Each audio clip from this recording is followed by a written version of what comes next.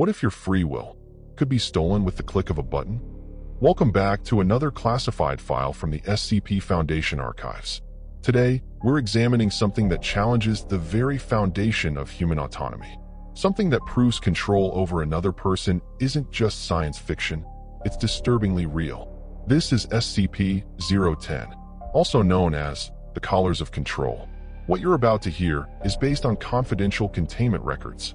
The details are unsettling. The implications are far worse. Let's begin.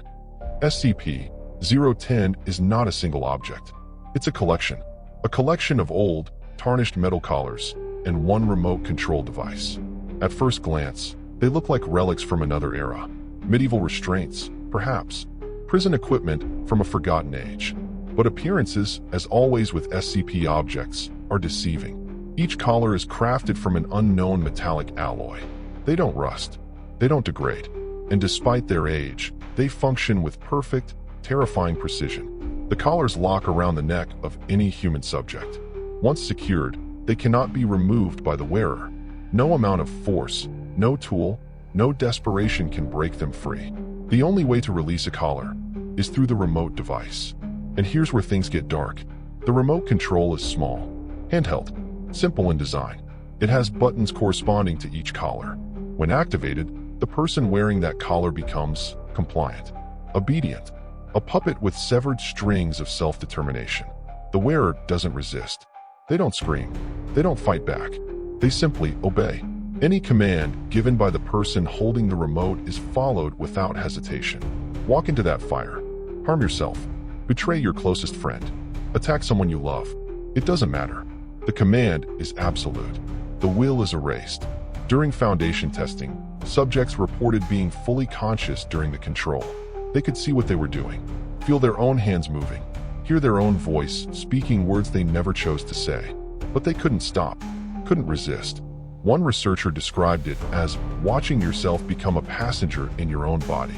After the collar is deactivated, subjects remember everything. The horror of their actions, the helplessness, the violation of their autonomy. Many required psychological treatment. Some never recovered. So why does the SCP Foundation classify SCP-010 as high-priority containment? Because this isn't just about one person being controlled. It's about what this technology represents. Absolute dominion over human will. The complete erasure of consent. The ability to turn anyone into a weapon, a servant, or a tool. Imagine this falling into the wrong hands. Governments, criminal organizations, terrorists, cult leaders. Anyone with the remote control becomes a master. Anyone with a collar becomes a slave. The Foundation's analysis suggests several theories about SCP-010's origin. Theory 1. Military experiment. Some researchers believe SCP-010 was developed as a Black Ops project, a way to create perfect soldiers. Operatives who couldn't refuse orders, couldn't break under torture, couldn't defect. But something went wrong. The project was abandoned. The collars were lost until the Foundation found them. Theory 2. Ancient technology. Others argue the design is too old, too refined. This could be a remnant of a civilization far older than ours. A society that mastered the human mind in ways we're only beginning to understand. Perhaps they used these collars to maintain order. Or perhaps the collars were their downfall. Theory 3.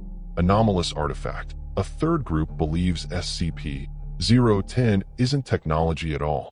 It's something else. Something supernatural.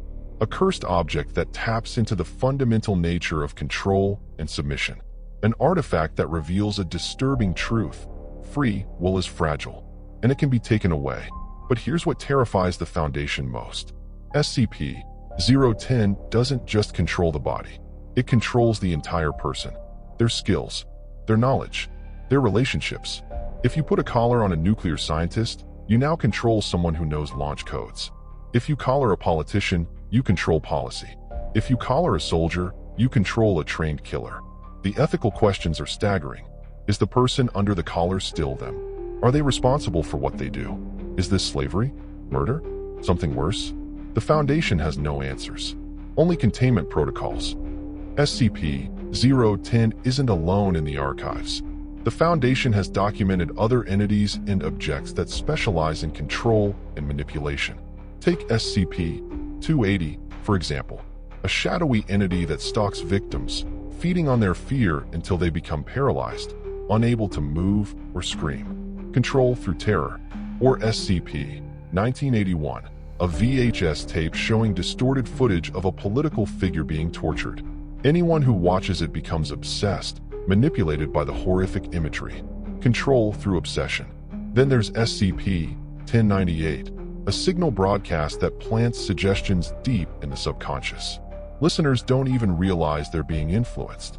Control through deception. What makes SCP-010 unique is its directness. There's no subtlety, no slow manipulation, just immediate, total domination. But the pattern is clear. The SCP Foundation exists in a world where free will is under constant threat, where beings and objects exist that can strip away what makes us human.